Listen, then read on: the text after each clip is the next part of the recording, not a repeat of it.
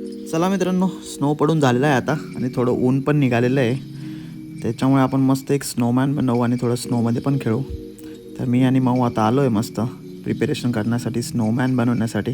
थोडा आधी एन्जॉय करून घेऊ. तुम्ही पण पूर्ण व्हिडिओ बघा मित्रांनो, प्लीज प्लीज प्लीज. आणि कमेंट करा की व्हिडिओ कसा वाटतो आहे, काय काय चेंजेस करू शकतो, काय काय ॲड करू शकतो. तर मग तसं आम्ही इम्प्रूव्हमेंट करत राहू. थँक्यू. तुम्ही पण मित्रांनो इंडियामध्ये काश्मीरमध्ये जा, त्या साईडला खूप स्नो पडतो. आता टाईम फ्रेम माहीत नाही, पण युजली ऑगस्ट ते डिसेंबरपर्यंत तिकडे पण खूप स्नो असतो. तर तुम्ही पण फुल एन्जॉय करू शकता तिकडे. आणि असे व्हिडिओज बनवून आम्हाला पाठवत राहा की तुम्हाला कसं वाटलं स्नोमध्ये, तुमचा फन कसा होता, तुम्ही काही स्पोर्ट्स, तुम्ही गेम्समध्ये आईस स्केटिंग, स्नोबोर्डिंग या गोष्टींचा पण आनंद घेऊ शकता. मागच्या वेळेस आम्ही स्नो ट्युबिंगला गेलेलो, ते तर काहीतरीच भारी होतं. ह्यावेळेस पण आम्ही ट्राय करू स्नो ट्युबिंगला जाण्यासाठी. आणि आमच्याकडे कॅसल आयलँड पण आहे, तो पूर्ण स्नोचा आहे.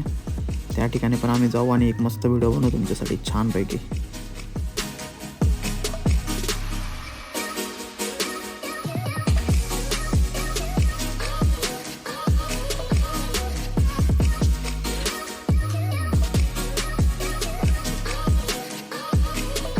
अशी टपली मारल्यानंतर बदला पण तुम्ही एक्सपेक्ट करू शकता की कसा राहणार आहे. त्याच्यामुळे बघा मग आता बदला, आमच्या माऊचा बदला.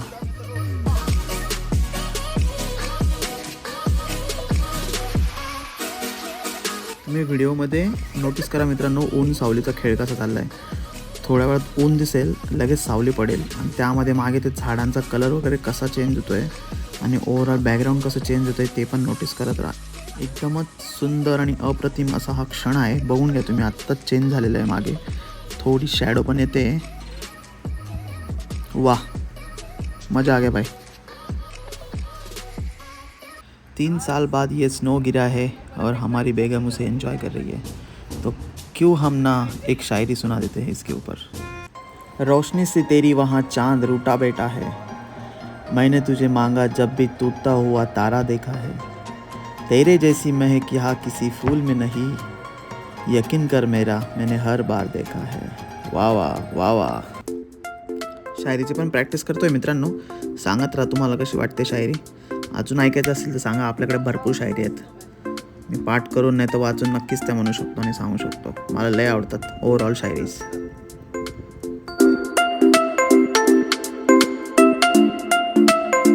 असं आपण आता स्नोमॅन बनवायला स्टार्ट केलं आहे.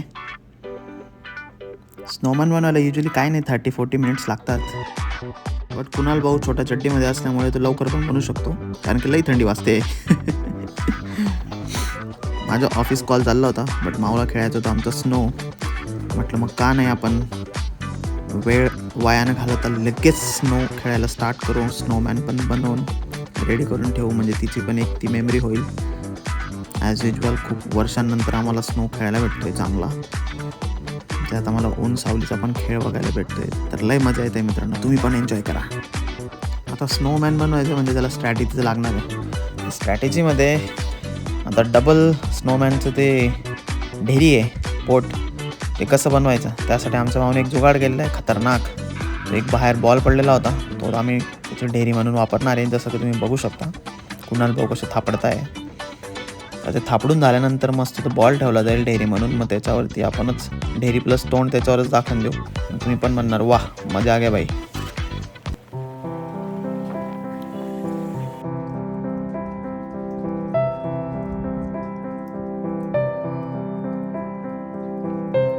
आमचा शेतकरी राजाला आता मी पाठवतो जंगलामध्ये काड्या तोडण्यासाठी, जेणेकरून मग स्नोमॅन दिसला पाहिजे ना तो. आमचा शेतकरी राजा आता काड्या घेऊन येतो आहे.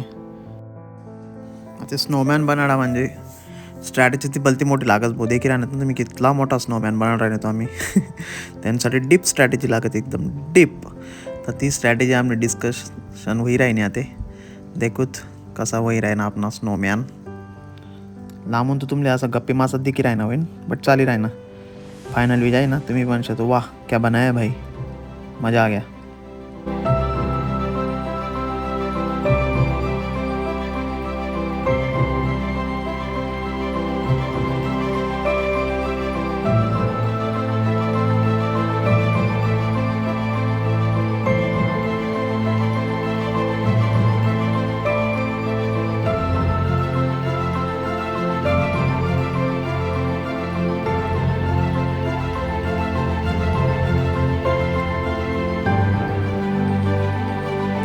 आता फायनल टच देण्यात आलो आहे मित्रांनो.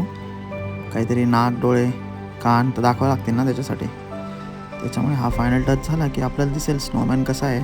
त्यानंतर आम्ही मस्त छान क्लिक्स घेतले तुमच्यासाठी. त्यात तुम्ही बघा स्नोमॅन कसा दिसतो आपला आणि कमेंट करा. काही मिसिंग असेल, नेक्स्ट टाईम तुम्हाला काही त्याच्यात ॲड करायचं असेल तर आम्ही ते नक्की ॲड करू. आणि पाहिजे तर त्याला आपण टोपी पण घालू पुढच्या वेळेस. यावेळेस टोपी नाही आपल्याकडे. ओके.